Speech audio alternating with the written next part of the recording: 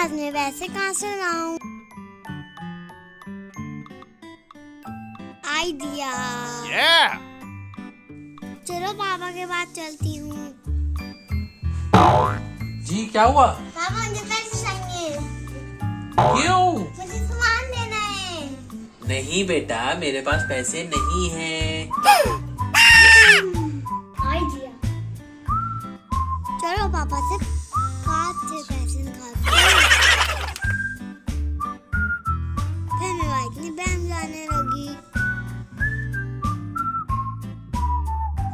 रास्ता बहुत मुश्किल था।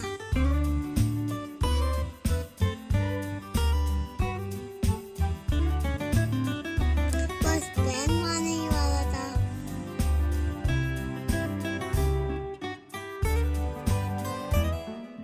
फिर मैं बैंक पहुंच गई। मैंने एटीएम का डोर ओपन करा।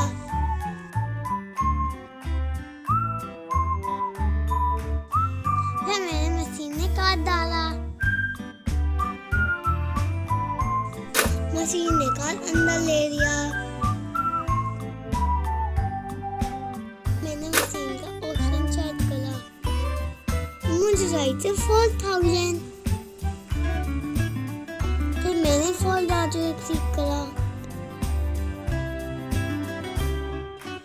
मशीन ने कहा कौन से टाउन में पैसे चाहिए। फिर मैंने पैसे खाना वेट करा।